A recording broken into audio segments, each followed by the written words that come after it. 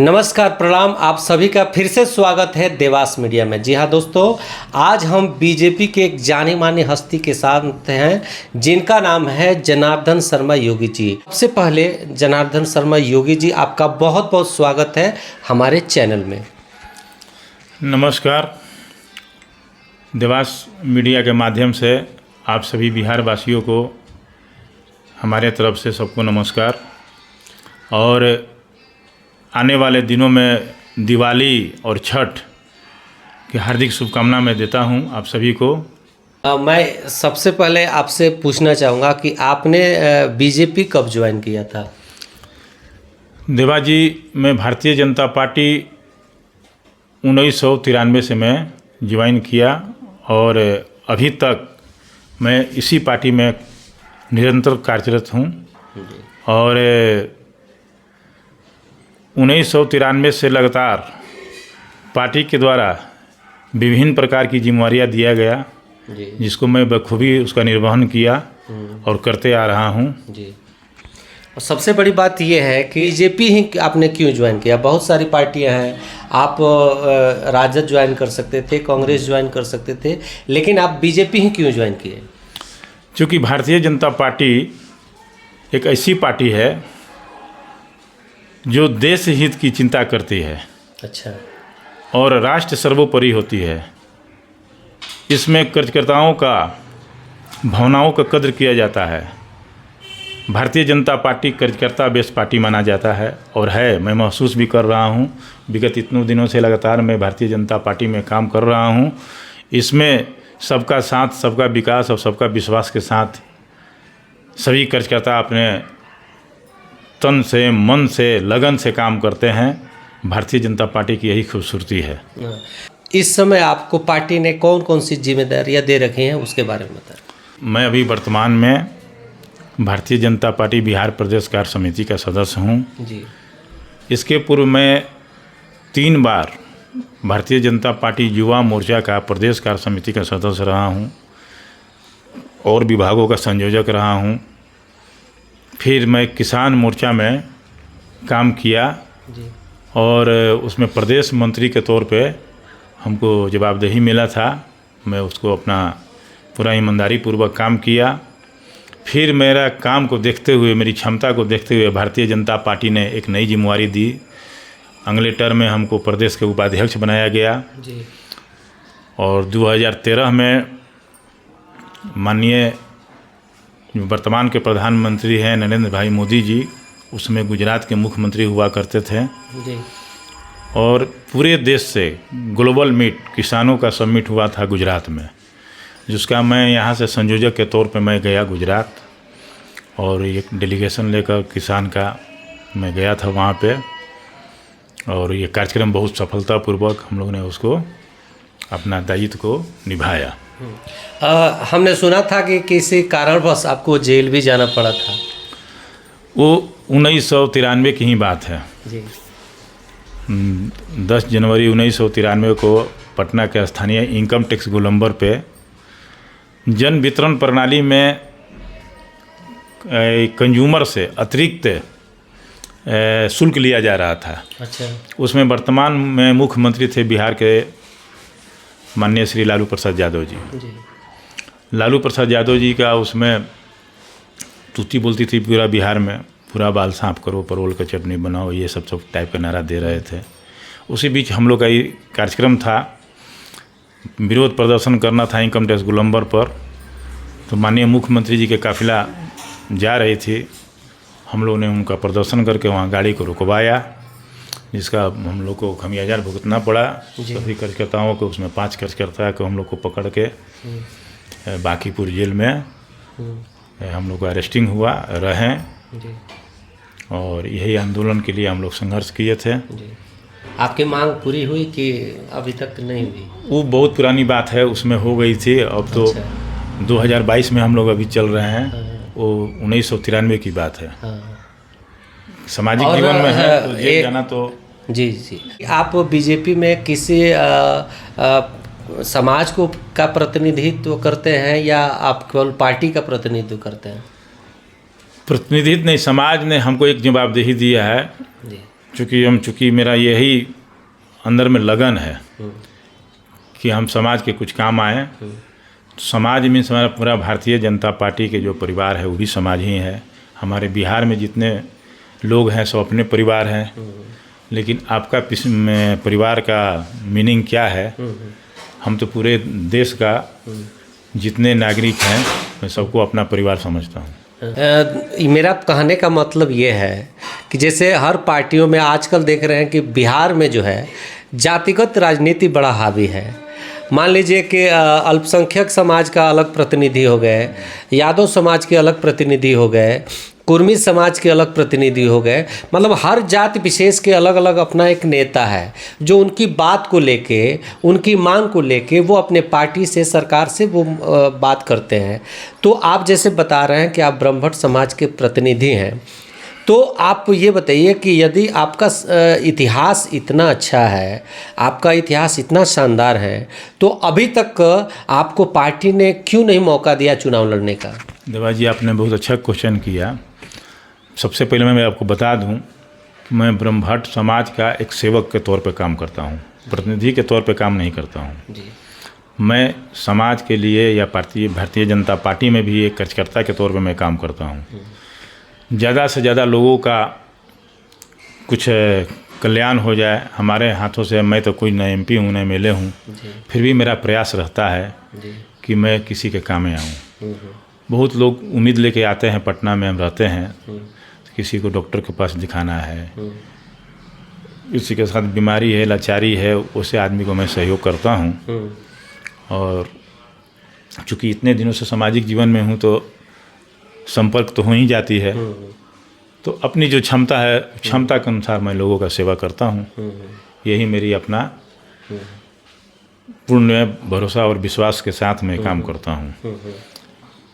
रही बात समाज के, तो हमारे भारतीय जनता पार्टी सबका साथ, सबका विकास और सबका विश्वास में विश्वास करती है। मैं भी उन्हीं के द्वारा निर्धारित किया गया रास्ते पर मैं चलता हूँ। फिर भी मुझे ग्लानि महसूस होती है कि मैं विगत अभी 29-30 साल हो गया भारतीय जनता पार्टी में, अभी तक पार्टी हमको ऐसा योग्य या नहीं समझा होगा। तो क्या ऐसा माना जाए कि आपके समाज के लोगों का आपके पार्टी में अनदेखा किया जा रहा है? पार्टी के शीर्ष नेताओं का जो डिसीजन होता है वो सर्वोपरि होता है। हम लोग काम कर रहे हैं, पार्टी के नज़रिया में है कि आपके संख्या समाज का नहीं है, बहुत कम के मात्रा में है। लेकिन मैं बताना चाहता हूं देवा जी आपके चैनल के माध्यम से कि हमारे भारतीय जनता पार्टी के जो बैठे हुए शीर्ष नेता हैं उन तक ये मेरी बात पहुंचे। मैं जिस समाज से आता हूं, पूरे हिंदुस्तान में कन्याकुमारी से कश्मीर तक, बर्मा से लेकर पश्चिम के छोर तक आपका हम लोग का पूरा आबादी है। और ये जात जो है ब्रह्मभट्ट समाज, चूँकि बहुत प्रकार के इसमें सरनेम है, टाइटल, कोई मिश्रा लिखता है, कोई तिवारी लिखता है, कोई चौबे लिखता है, शर्मा है, ब्रह्मभट्ट है, भट्ट है, चौधरी भी है। ये सब के वजह से लोगों को ये आकलन करने में थोड़ा नहीं समझ पाते हैं कि सबकी समाज से आते हैं। वास्तविक जो संख्या है जी वो पता नहीं चलता है। नहीं, हम तो अपने बिहार के बारे में कुछ जानकारी रखे हैं। बिहार में आपकी मतलब जात की कितनी संख्या है? हमारे बिहार में सभी पहले नंबर तो संख्या की तो बात पर आ रहे हैं, कोई ऐसा डिस्ट्रिक्ट नहीं है, जिला, जिसमें हमारे समाज के लोग प्रतिनिधित्व नहीं करते हैं। हर जगह मैं बताया ना कि कन्याकुमारी से कश्मीर तक, पूरब से लेकर पश्चिम तक, आप देखेंगे, गूगल में भी सर्च करेंगे तो हमारा इतिहास बहुत ही स्वर्णिम रहा है। हमको तो गर्व होता है ब्रह्मभट्ट समाज में पैदा होने पर, क्योंकि ब्रह्मभट्ट समाज में एक से एक अनमोल रतन हुए हैं। इतिहास साक्षी है। आप बहादुरी के क्षेत्र में अगर लेंगे तो बाजीराव पेशवा से कोई बड़ा योद्धा नहीं हुआ। 43 युद्ध लड़े, एक भी युद्ध हारे नहीं। आर्यभट्ट जैसे विद्वान पर हमका गर्व होता है। कुमारिल भट्ट जो कर्मकांड के रचयिता हैं। कला के क्षेत्र में आएंगे आप, संगीत के क्षेत्र में तो स्वर कोकिला लता मंगेशकर जी हमारे ही समाज से आती है। उनके पिताजी का गणेश दत्त भट्ट नाम था। डॉक्टर शंकर दयाल शर्मा अभी वर्तमान राजनीतिक में देखेंगे। इसके अलावा आप इतिहास के पन्नों को उलट को देखेंगे तो अनेकों वीर, अनेकों रत्न इस समाज से पैदा हुए हैं। इसलिए हमको ब्रह्मभट्ट समाज होने पर गर्व है। और आपके समाज से और लोग भी बीजेपी में हैं क्या, प्रतिनिधि करते हैं? अभी तो भारतीय जनता पार्टी में बहुत सारे लोग कार्यकर्ता आ गए हैं। जब मैं भारतीय जनता पार्टी में ज्वाइन किया था उसमें मेरे अलावा कोई नहीं था। अब तो बहुत सारे लोग आ गए हैं, अपने अपने तरीक़ा से काम लोग कर रहे हैं, लगे हुए हैं और पार्टी में अपना एक अच्छा जगह स्थान बना के रखे हुए हैं सब लोग। लेकिन इस बात की ग्लानि मुझे महसूस होती है कि अभी तक हमारे समाज से किसी भी हाउस में कोई प्रतिनिधि नहीं है।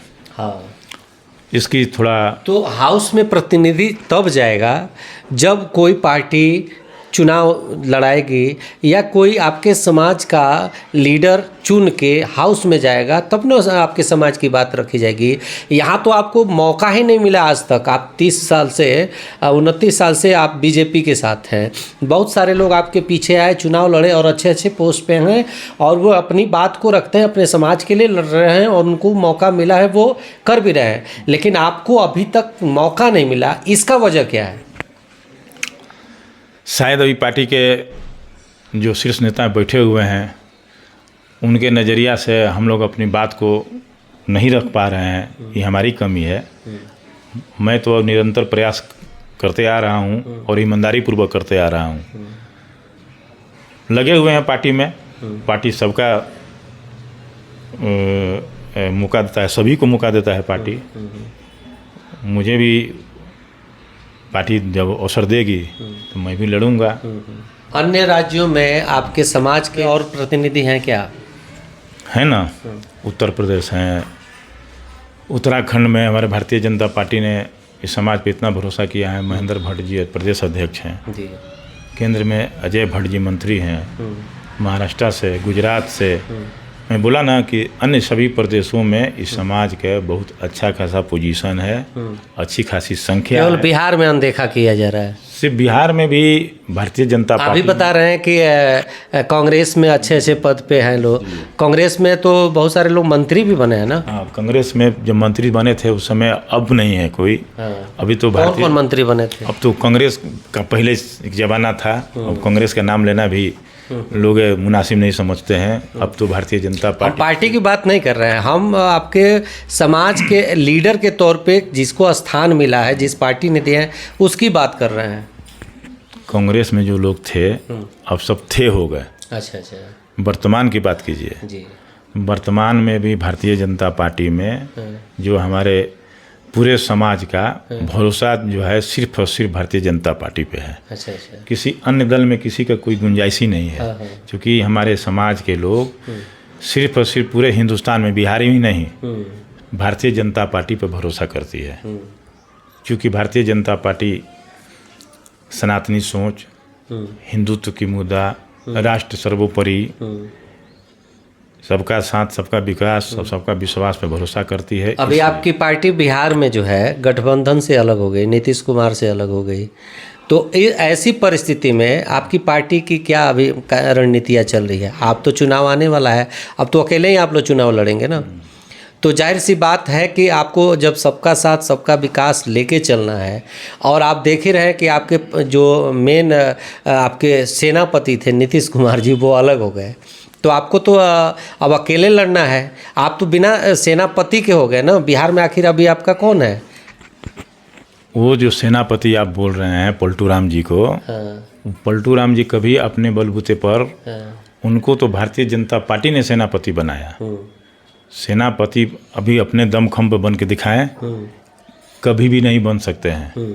अब उनका जो था उस सब जनता के नज़र में गिर चुके हैं, उनके ऊपर कोई भरोसा नहीं करता है। भारतीय जनता पार्टी अपने दमखम पे अपने, वो तो कह रहे हैं कि आप लोग आरक्षण विरोधी हैं। सोच नज़रिया उनकी जो है ना,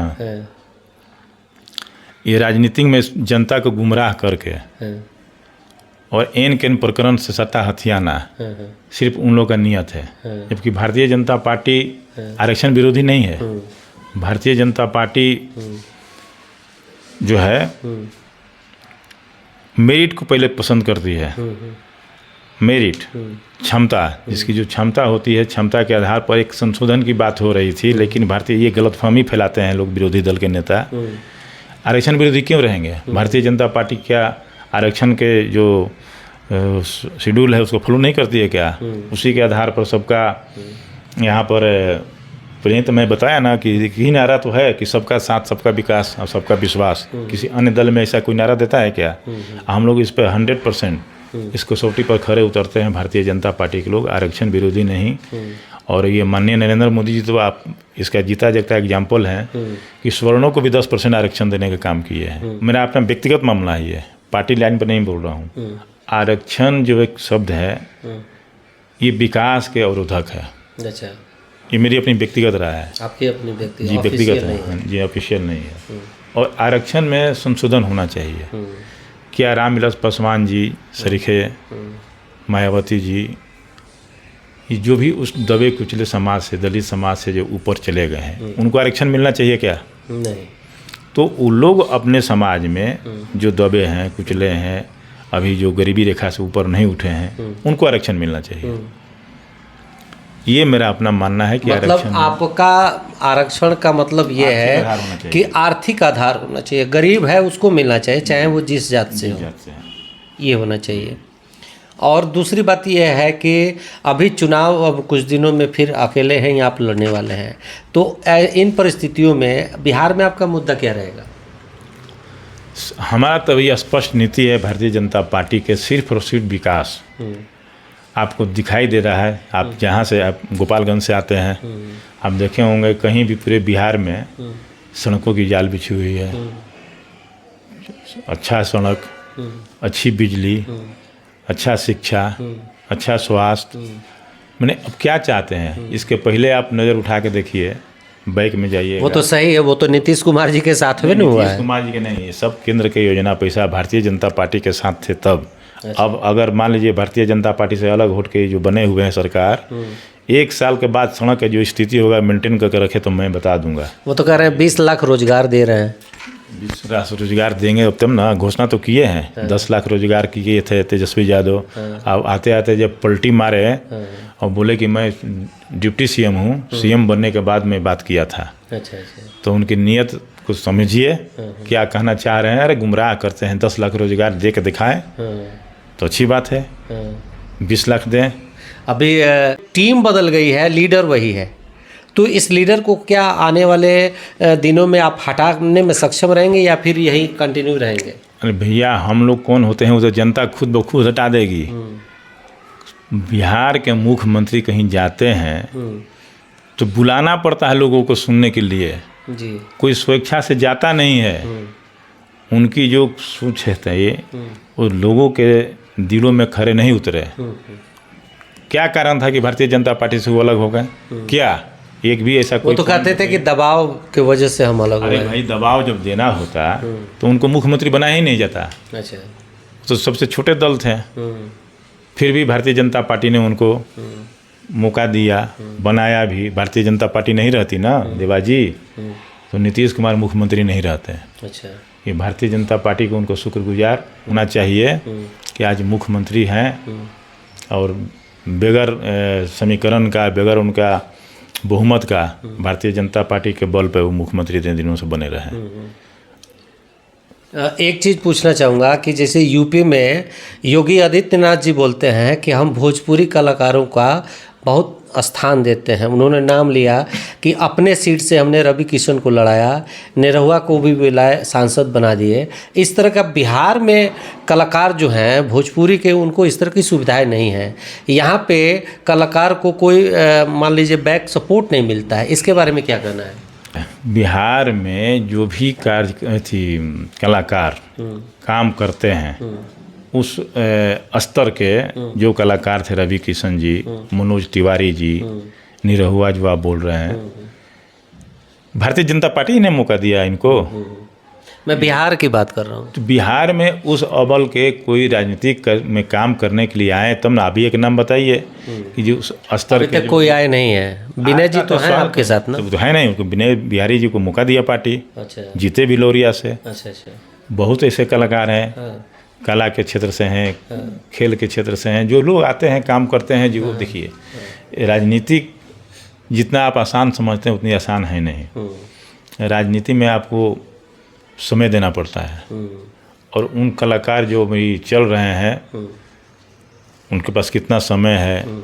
अभी वो पसंद करेंगे कला पहले है कि पहले राजनीति है। लोग काम करके फिर राजनीतिक क्षेत्र में आते हैं तो उनको भी मौका मिलता है, मौका मिलेगा ही। तो आने वाले समय में ये है कि भोजपुरी कलाकारों को आपके पार्टी और अपने साथ लाएगी, जैसे यूपी और दूसरे राज्यों में आता है। जिनको आना है कहे तो कि किसी भी क्षेत्र से, या क्रिकेटर हो, फिल्मी दुनिया से लोग हो, सामाजिक जीवन से आने वाले हैं, किसान हो, व्यापारी हो, ब्यूरोक्रेट से भी आने वाले हैं, अधिकारी लोग वो भी आते हैं। स्वागत है सबका है। जो अगर राजनीतिक जीवन में काम करना चाहते हैं सबका स्वागत करती है भारतीय जनता पार्टी। आप लोग चुनाव के लिए एकदम तैयार है नीतीश कुमार जी को हराने के लिए? भारतीय जनता पार्टी हमेशा एकदम जनता के बीच में जाने के लिए, क्योंकि जनता के लिए ही काम करती है, जनता के दिलों में कसौटी पर खड़े उतरती है भारतीय जनता पार्टी। तब आज भारतीय जनता पार्टी पूरे हिंदुस्तान में कमल खिल रहा है। यदि आपको मौका मिले, आप चुनाव जीत जाते हैं और हाउस में आते हैं, तो सबसे पहला काम समाज के लिए आप क्या करेंगे? पहले तो पार्टी मौका देगी, समाज में भी जाएंगे, क्षेत्र में अपना चुनाव लड़के आएंगे, जीत जाएंगे, वो तो बात की बात है। अभी कुछ मुद्दे होंगे ना जो आपके दिमाग में हो कि आप अपने समाज के लिए करेंगे? अपने समाज नहीं, फिर आपने यहाँ हमको डाइवर्ट कर दिया। क्योंकि मैं जिस समाज से हूँ तो हूँ, मैं पहले भी बता चुका हूँ कि मेरा समाज पूरा परिवार है, बिहार, पूरा हिंदुस्तान। लेकिन फिर भी मैं जिस क्षेत्र से आता हूँ, भोजपुर जिला के तरारी विधानसभा है, तो पूरे विधानसभा के जितने हमारे जनता जनार्दन है सभी परिवार हैं। मैं सिर्फ एक समाज, एक जाति के लिए थोड़े कोई प्रतिनिधि चुन के भेजता है, तो सबके लिए ना है। इसलिए सब जो विधानसभा के जो अपने जनता जनार्दन है सब परिवार की तरह है। मैं तो चाहूँगा कि अपने क्षेत्र में से ज़्यादा लोगों का रोजगार हो, सड़क, बिजली, ये सब जो सुविधा आप देख रहे हैं, ये सब निरंतर और अच्छा ढंग से चले और अच्छी तरीक़ा से वहाँ पर लोग सब अपने भाईचारा बना कर रहें, खुशहाल रहें, यही चाहता है लोग। तो ये थे बीजेपी के नेता जनार्दन शर्मा योगी जी। मिलते हैं अगले वीडियो में कुछ और जानी मानी हस्तियों के साथ। तब तक के लिए जय हिंद।